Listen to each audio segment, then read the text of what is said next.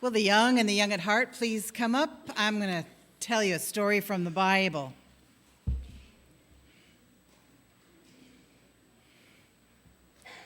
So, this is a story about the olden days.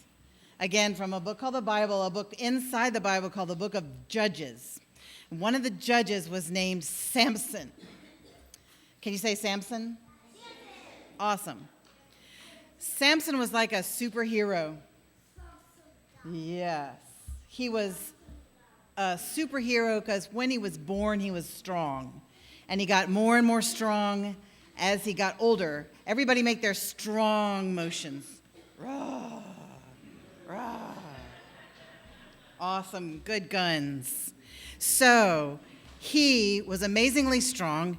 And after a long time of living, he was really old. He was probably like 30-something. My parents are only 39. Yeah, they're not old. He fell in love with a woman named Delilah. Can you say Delilah? Delilah. So he fell in love with her, and he had been making a lot of trouble for the people who ruled the country. They were called Philistines, and they did not like him at all because he was very strong, and he kept making mischief, making trouble. He was ruling over the Jews, those are the people the whole book about the Bible is about. So Samson was a judge of the Jews. He was making trouble for the Philistines. They didn't like him, so here's what they did.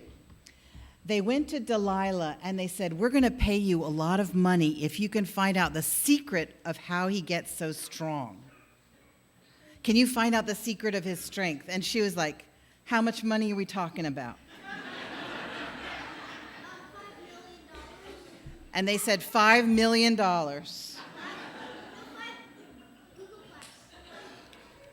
A lot of money. And so she said, leave it to me. I will get it out of him. So he would visit her, and she would ask him, come on, honey, what's the secret of how you're so strong? And he would say, I'm not going to tell you that. I don't even tell my mom and dad that. I'm not telling you. And she said, does anybody ever whine or nag? Yeah. So she did that. She said, come on, honey, tell me. No, come on, tell me. No. Come on. So finally he told her a fake story. He said, if you tie me up with 7 fresh bowstrings that have never been on a bow before, have never shot an arrow before, I will be weak as any other person. And so what does she do? She waits till he's asleep. She ties him up with 7 bowstrings, and then she wakes him up like this. Samson, the Philistines are upon you. And he wakes up and he bursts the bowstrings, and there's nobody there. And he's like, oh, baby, gosh, you tried it. That's not cool. And then she goes, but it wasn't true. You don't really love me because you didn't tell me the truth. Come on, baby, come on. If you really loved me, you'd tell me. So finally, after more days of whining and nagging, he said, okay, it's like this. If you tie me up with ropes that have never been used before, I'll be weak as any other person. So he goes to sleep. What does she do? She does it. She ties him up with ropes that have never been used before, and then she wakes him up the same way. You remember what she said? Samson, the Philistines are upon you. He wakes up, bursts the ropes. He's like, oh, man, you did it again. She said, I just wanted to see. But you didn't tell me the truth. He says, no, I didn't tell you the truth because look what you do. But she whined and nagged some more. I used to give my children a bag full of nickels every Monday. And then if they nagged me, I would say, if you ask me one more time, you owe me a nickel. And then they learned not to nag because it cost them money. But he did not do that with her. She nagged and nagged and whined and nagged, and finally he gave her a fake story, and he said, if you take the 7 braids of my head, like he had really long hair, it was in 7 braids, She said, if you weave them, he said, if you weave them into your loom, that's a machine that people use for making knitting. Thank you. And so then I will be weak. So this time she invited the bad guys. And they were waiting in the house. He went to sleep. What did she do? She wove his 7 braids into the loom. And then what did she say to wake him up? Samson. That's right. And he woke up and the bad guys were over him just like this. But he broke the loom and he beat up the bad guys.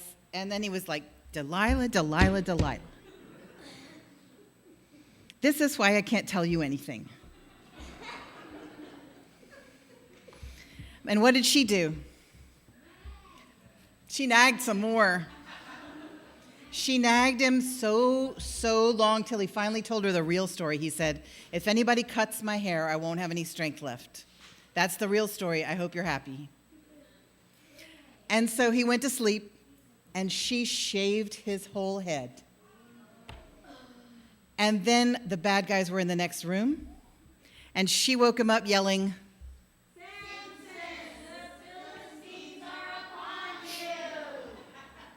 and he woke up thinking he was going to fight, but he had no hair and no strength. And so they captured him, and they put him in iron shackles, and they took him to the jail. And he was mad, but he couldn't do anything about it. And he was like a superhero whose powers had all been stripped away from him. And he was very sorry, and he was really mad, and that's a hard combination. They took him to their temple after about 2 or 3 weeks. Now, in 2 or 3 weeks, what happened to his hair? It started growing back. But he was finally smart and didn't tell anybody that he was getting strong again. So they took him to the temple, and they wanted to make fun of him, and they made him dance, and they made him fight a bear and I just made that up. Sorry. It's hard to tell, isn't it?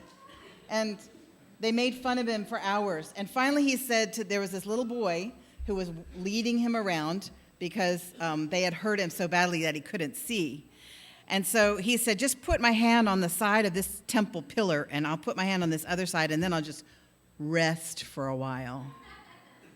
Well, all the people had gotten up on the roof of the temple because it was flat, and that's what it was for. About 3,000 people had gotten up there to laugh at him and poke fun. And here's the end of the story, and this is kind of how Bible stories are sometimes. The end of the story is he pushed on the pillars and pushed and pushed and pushed, and they broke. And they couldn't hold up the roof anymore. And so everybody fell down and got hurt, and including him. They fell on top of his head. Was that smart? No. Well, no. It wasn't smart, but it was dramatic.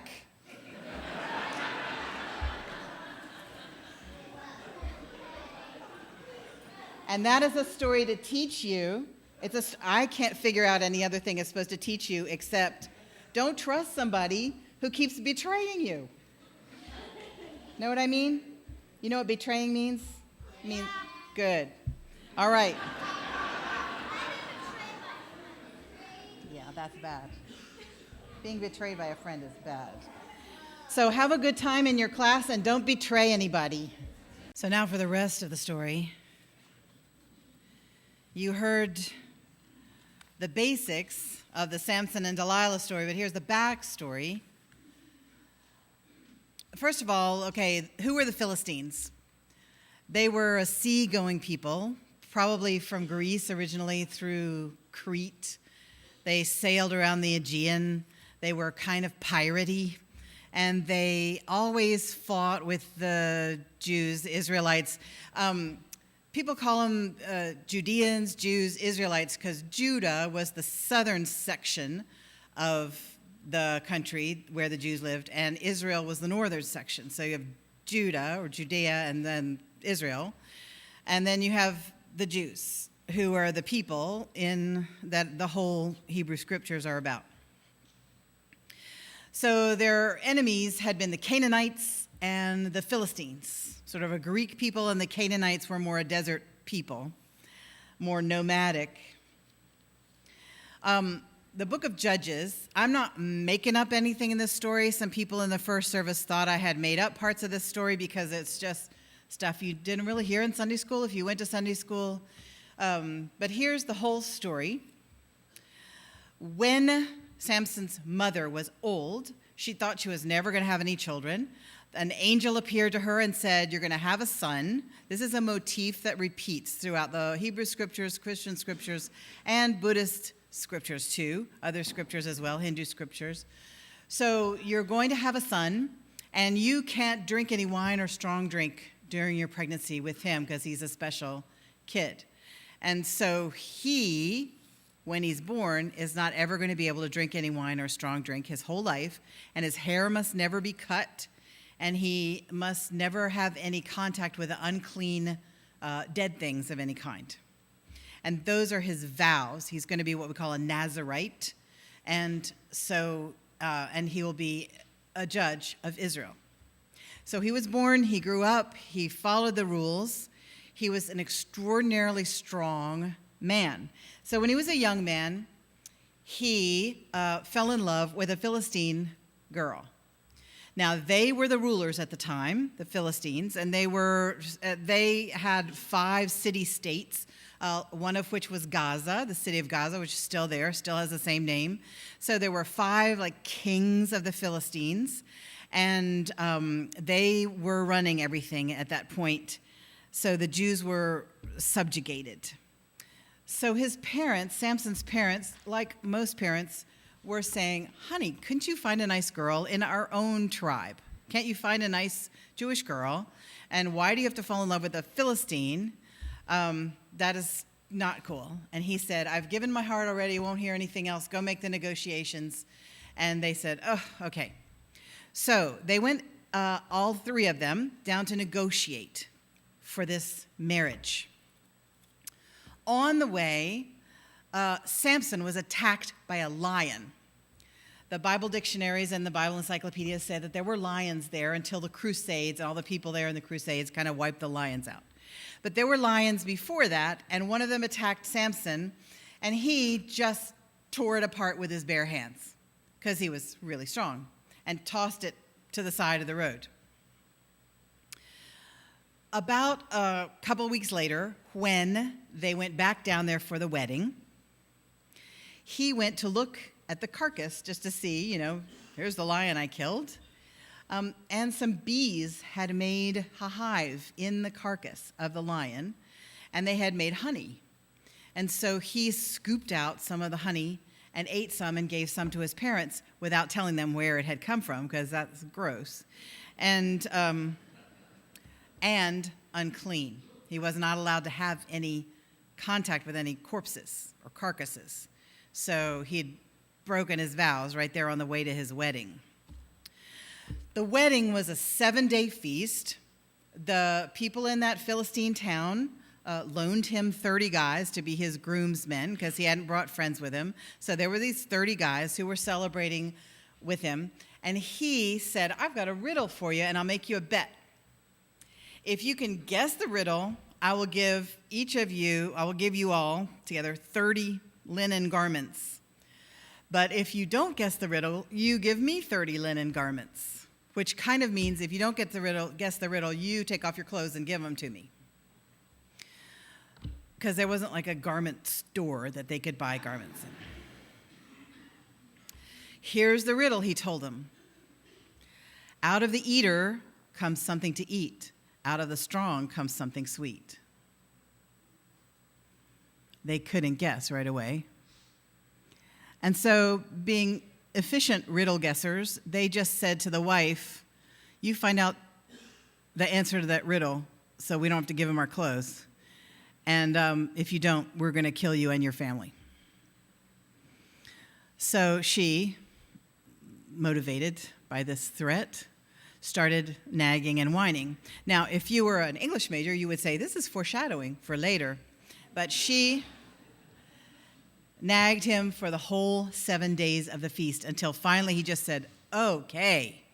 And he told her the answer to the riddle. And she told the guys. They said, "We've guessed it." And Samson owed them 30 linen garments. Boy, he was mad. So he walked down to the next town, beat up 30 guys, took their clothes, brought them back.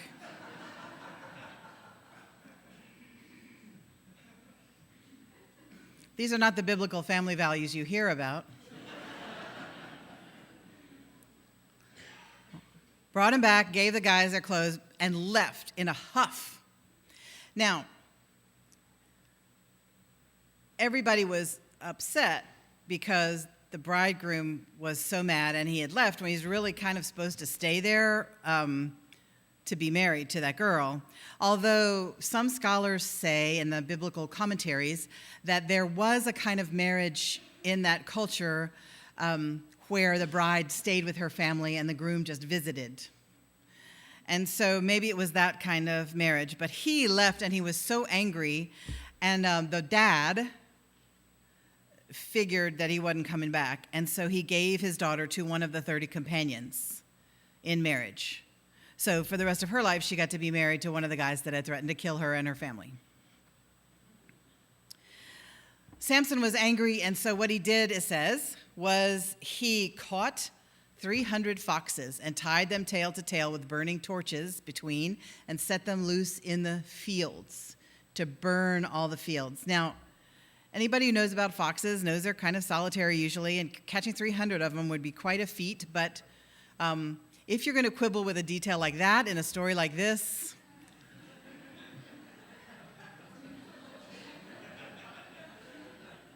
you're already kind of missing the point. So that was pretty much a declaration of war, although he felt, like most of us do when we do something awful, that he was justified. He said, I'm just treating them like they treated me. After he did that, he went to live in a canyon somewhere to the south. He didn't go back to his parents' house. And a bunch of people from the Jews came down to the canyon to say, Samson, you have really made our overlords mad at us, and so we need to tie you up and take you to them because otherwise they're going to start trouble with all of us. And this is how people behave when they're subjugated. And so he said, I'll let you tie me up as long as you guys don't kill me yourselves. And they said, we promise, we're not going to kill you ourselves. So he let them tie him up. They didn't kill him. They brought him to the Philistines. As soon as the Philistines saw him coming all tied up, they started shouting and running at him. Of course, he burst the ropes because he was strong enough to do that. He picked up what they said of a jawbone of an ass, the donkey jawbone, and he started laying waste, and he killed 1,000 of them with the jawbone of an ass. And after that, it says he ruled as a judge over the Israelites for 20 years. So we have 20 years of stuff we don't have any history about. Then he fell in love with Delilah. He loved her so passionately. It doesn't say that she loved him back. You decide. So you've heard about the Philistines coming. All 5 of the kings of the 5 towns said to her, we will each give you 1,100 pieces of money if you will find out the secret of his strength, his amazing strength. And she said, leave it to me. So she started working on him. Now, he gave in and told her a fake story 3 times. 3 times she did the thing that would have stolen his strength.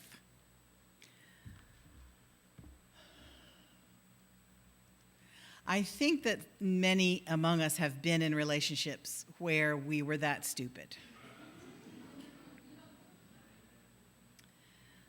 There's a saying that someone will tell you everything you need to know about themselves in the first 10 minutes of meeting them, and that you should believe them.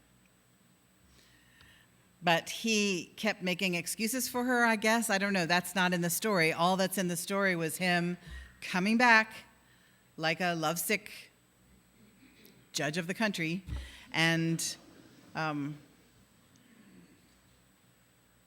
still allowing her nagging to work on him until finally he told her the absolute secret. and found himself in chains and blinded.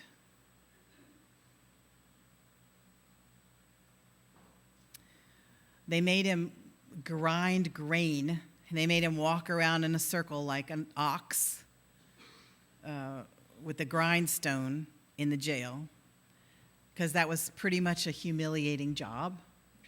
He used to be a strong man. He used to be a superhero. We got the kryptonite. He's stripped of all his powers now. Let's make him walk around in circles like an ox, blinded. Until they decided that they were going to have a big feast and give thanks to their god, whose name was Dagon. And they had temples that archaeologists have uncovered in Crete, and the temples with a big flat roof, and then pillars hold up the roof. People sat on the roof, and he pushed the pillars over with his newly growing out hair, strength. So he destroyed himself. He killed 3,000 Philistines, and his parents came and collected his body and buried him. It's hard to tell what to take from this story, except that, people have, especially feminist historians, have looked at this story and have tried to find good stuff in Delilah, because, there aren't that many women to choose from in the Bible. And people do kind of romanticize women and say, well, if women were in charge, we wouldn't have that many wars and we wouldn't have bad stuff that happens. And I'm thinking, I think you might be over-romanticizing females, and that good and bad runs through the middle of every person, and that some people are just badly behaved. I don't know whether they're bad or not, just bad people. Our theology says everybody's basically good, but some people sure do behave badly. I found it so much more restful to be a Calvinist when I was Presbyterian, because Presbyterians believe in the total depravity of human nature. I love that, because then you get to feel like you're really doing well. As long as you're living a pretty basic, stable life. But if you have to believe in the goodness of people, that gives me a problem, but I'm struggling with it. I'll be all right. But I just don't think that there's any reason for Delilah to behave like that, except that she just wanted the money. Some people just don't behave well. Samson hadn't behaved well either. None of the biblical family values people would want these folks living next door. Which makes me think that the biblical family values people don't actually read the actual Bible. Because a lot of the Bible stories are like this. There's nobody really to champion. There's nobody that's really acting like Captain America in there. So I think what we learn from this story is that human beings have always been like this, that we get mixed up with people or with businesses or with parents or with churches that will demand of you that you prove your love and loyalty by betraying yourself. If you really loved me, you would change in this way. If you really wanted this job, you wouldn't ask so many questions. If you really had faith in God the way we want you to, you would stop thinking that way or asking those questions. You would behave in this way. I think we betray ourselves over and over again in many different situations. I cannot talk right now. And we make excuses for those people, and we make excuses for those churches, and we make excuses for our parents or family members and the people who are asking us to betray ourselves. And we say they don't mean it, or we say they're doing this out of love, or we say they're just trying to pay off the stockholders, or whatever the excuse is. But we have to learn not to believe in people who don't believe in us. We have to learn not to believe in images of God where that God doesn't believe in us. We have to learn that we need to be honored by ourselves and others and honor ourselves and others and not ask anybody to betray themselves in order to prove love for us.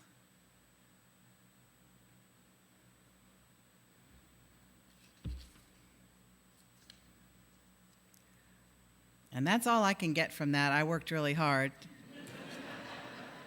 But I wanted to tell you about this bad woman of the Bible, and I wanted to say, I don't have any excuses for her. I just think she was bad. And sometimes that's just all you can say.